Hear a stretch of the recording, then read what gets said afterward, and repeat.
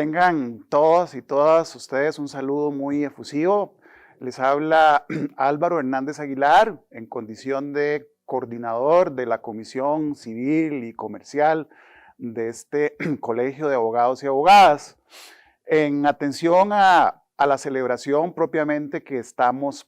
viviendo de estos 200 años de vida independiente,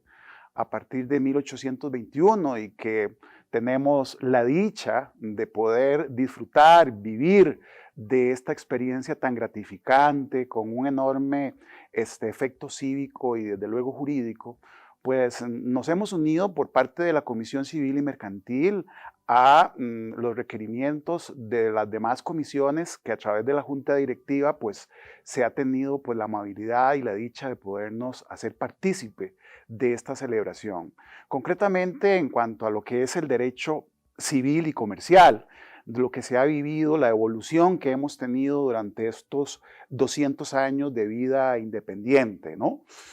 A nivel histórico, sabemos lógicamente que el derecho como tal está totalmente comprometido, es una realidad del fenómeno histórico y sociológico que lo antecede. Costa Rica, a raíz de su independencia a partir de 1821,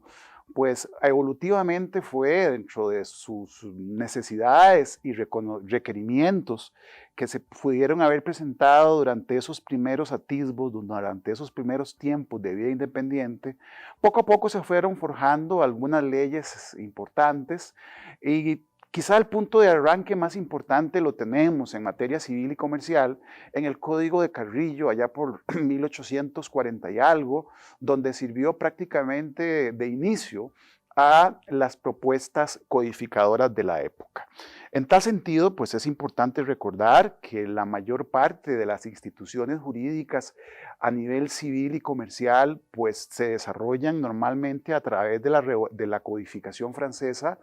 tanto la civil de 1804 como la mercantil de 1807. En ese sentido, el primer eslabón importante, ya como un código formalmente ya vigente, sería el Código de 1888, el Código Civil que Costa Rica puso en vigencia y que prácticamente todavía nos rige con algunas reformas importantes que paulatinamente podemos ir comentando.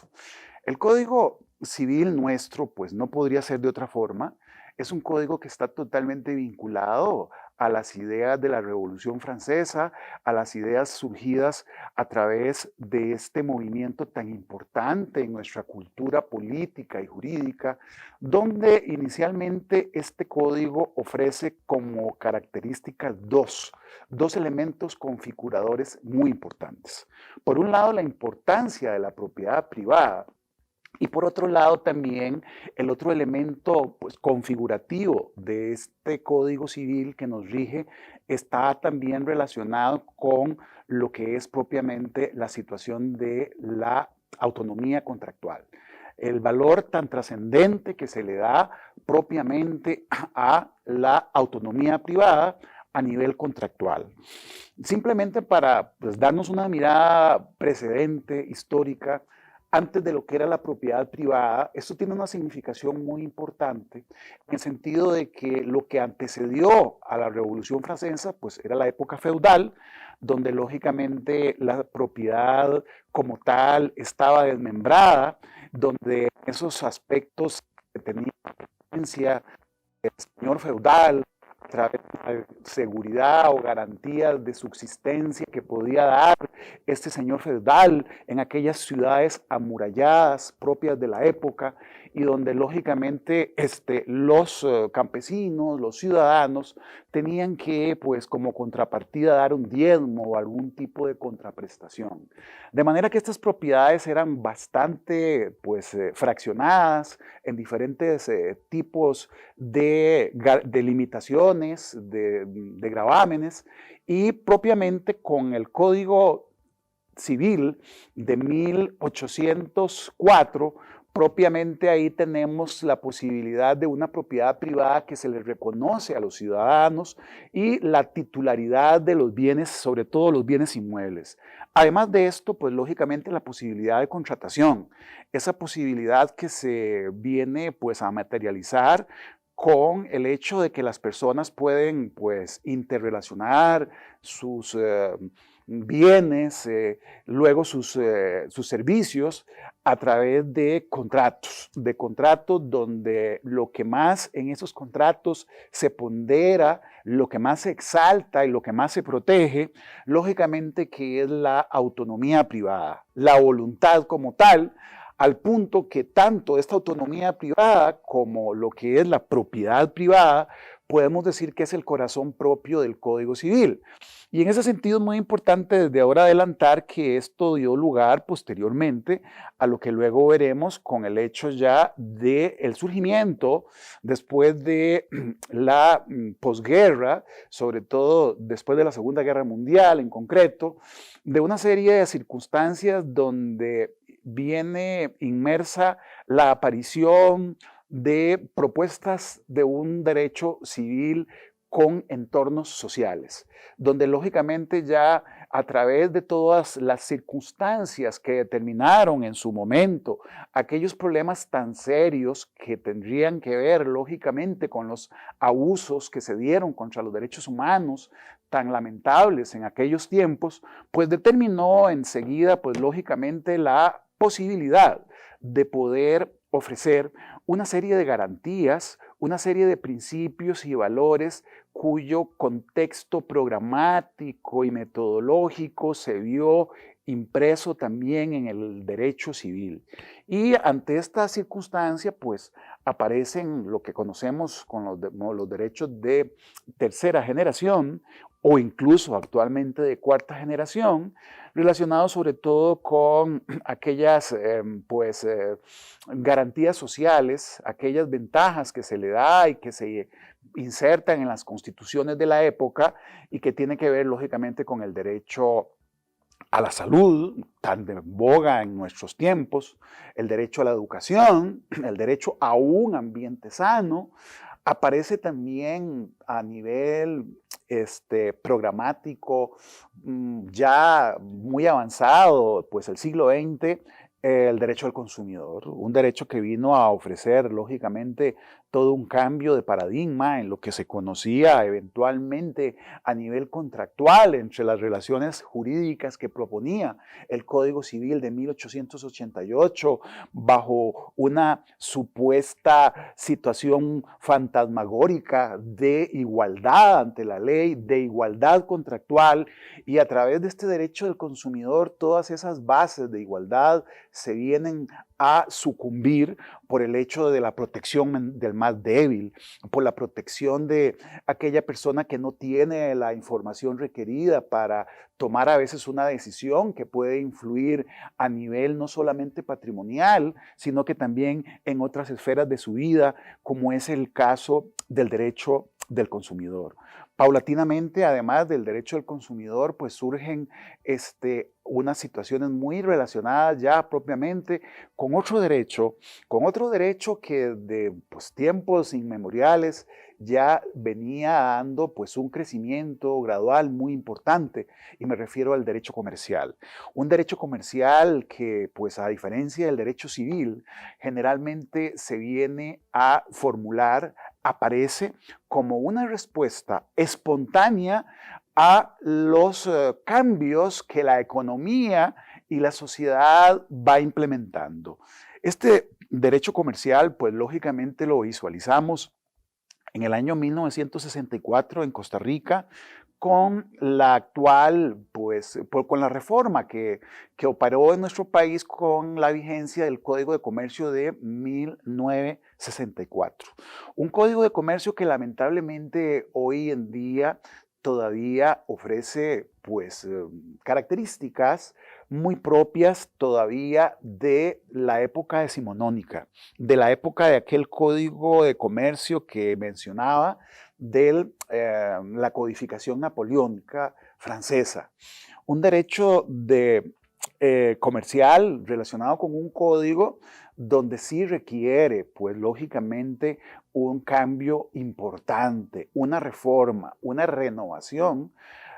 en el sentido de que esta propuesta que ofrece el código al comerciante, a la condición de comerciante, está un tanto ya superada. Actualmente, a partir del siglo pasado ya, desde la época de 1900 al 2000, tuvimos un derecho de la empresa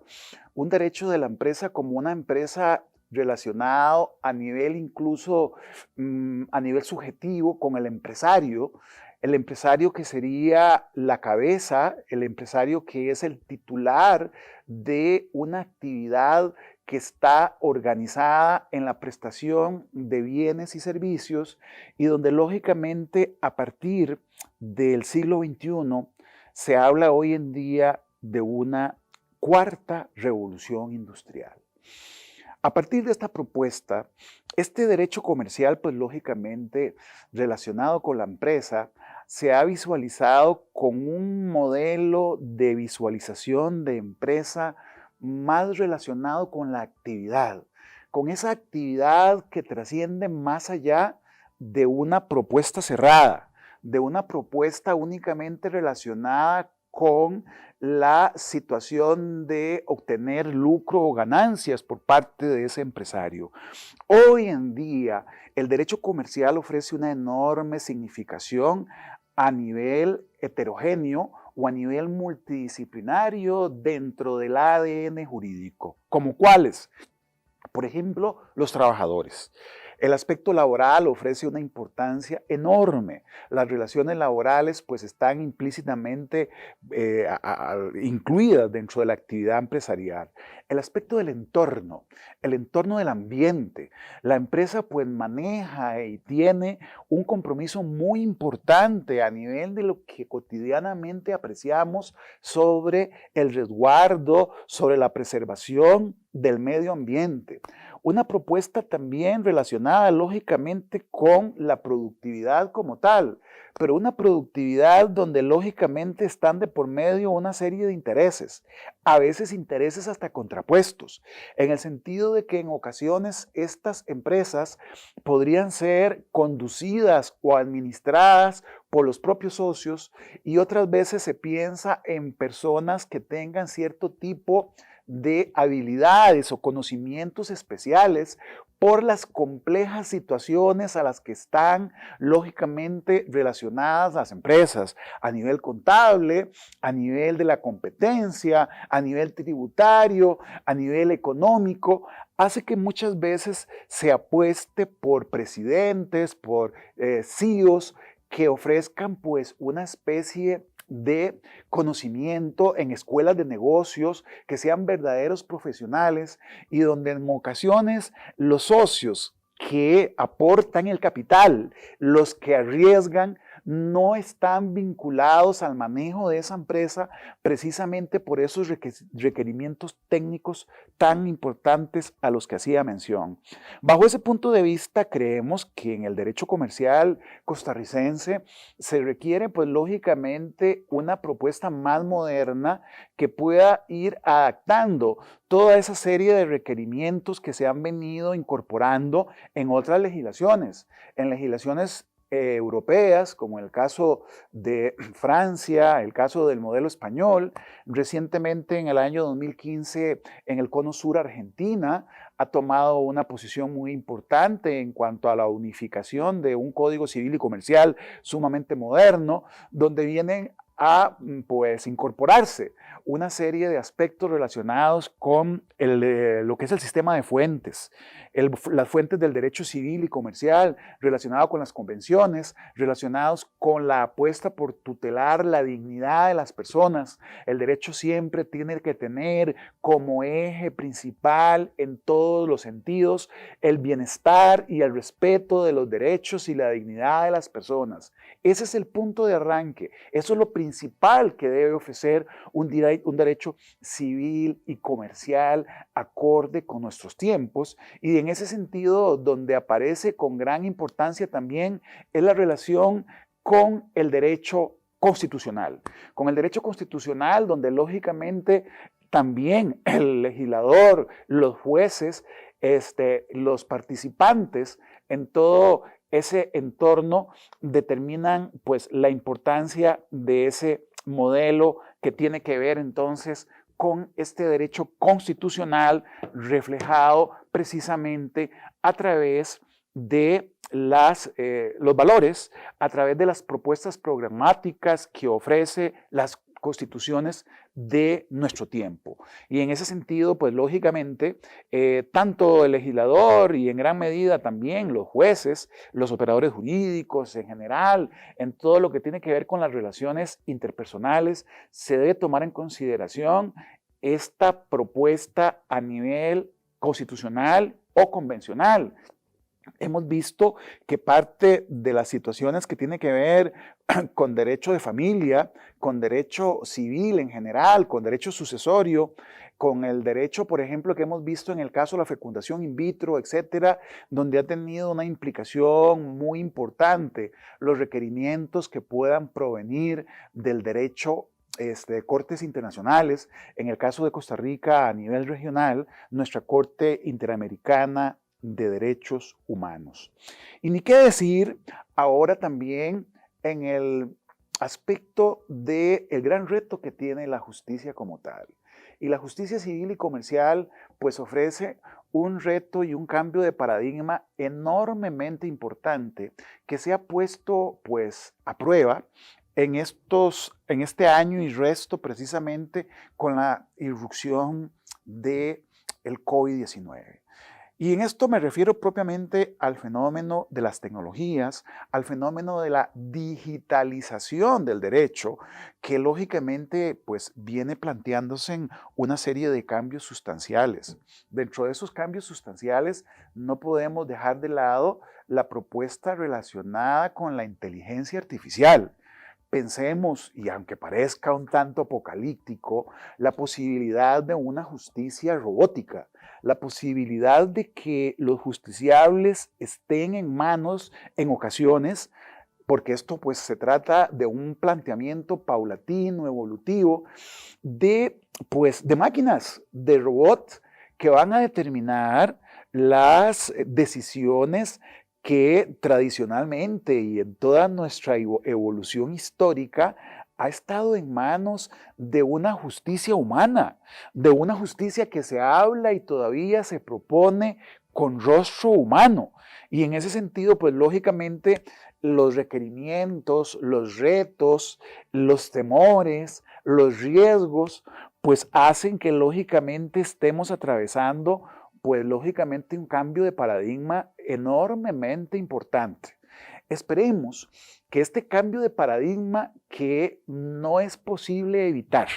no es posible evitar porque ya es una matriculización que ha dado el salto a nivel de los países desarrollados, a nivel europeo, en los Estados Unidos también, y donde prácticamente, así como hemos visto que los servicios de prestaciones operacionales mecánicas,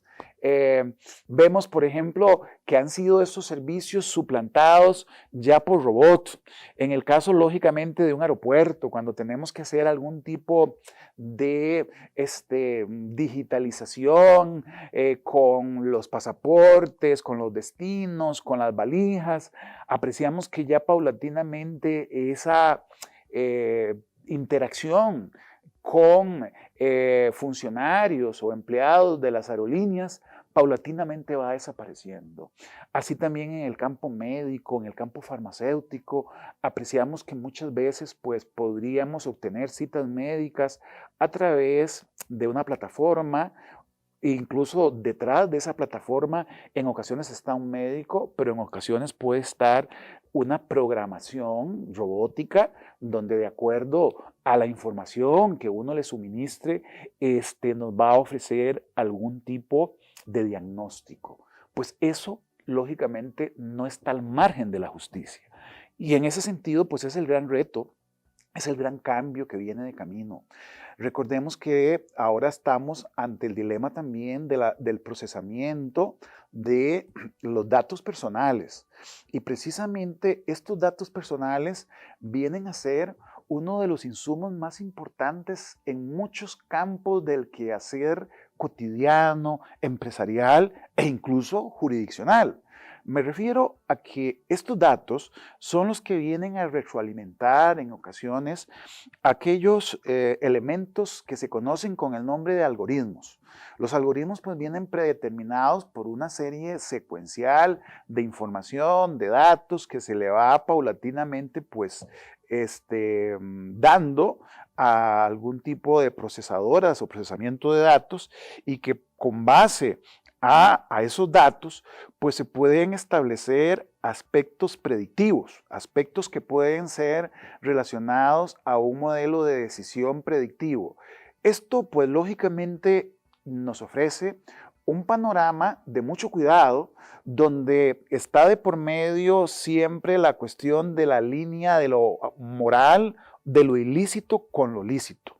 Recordemos que hace algunos meses en los Estados Unidos, a raíz de las elecciones presidenciales, pues se vio involucrada una empresa de prestación de servicios de datos donde se suponía que estaba ofreciendo algún tipo de servicio a uno de los candidatos, un servicio que estaba predeterminado por la forma de pensar, por los gustos, para poderle llegar a un alto margen del electorado. Pues en ese sentido, pues eso, pues desde luego que contraviene los principios de igualdad, de trato en una contienda electoral, y bajo ese punto de vista también, si pensamos a nivel de una justicia civil y mercantil, que pueda ser manipulada, que pueda estar al margen de un control más o menos razonable y exacto, podría originar una serie de distorsiones muy, pero muy lamentables en el campo de la justicia y en el campo de las relaciones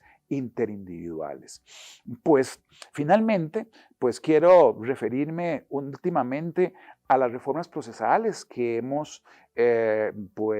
advertido en estos últimos años. Tuvimos una reforma muy importante en el año 1990, que fue el Código Procesal Civil, que había entrado a regir el 3 de mayo del año 90 y donde estaba proyectado pues a perdurar, a tener una vigencia por un tiempo considerable, por un tiempos más o menos amplios. Sin embargo, originó que a escasos 10 o 12 años de su vigencia se vinieran a plantear vientos de cambio importantes. Vientos de cambio que fueron materializándose con el tiempo y propiamente en el año 2018, como ya sabemos, en octubre del 2018, pues entra a regir el actual Código Procesal Civil.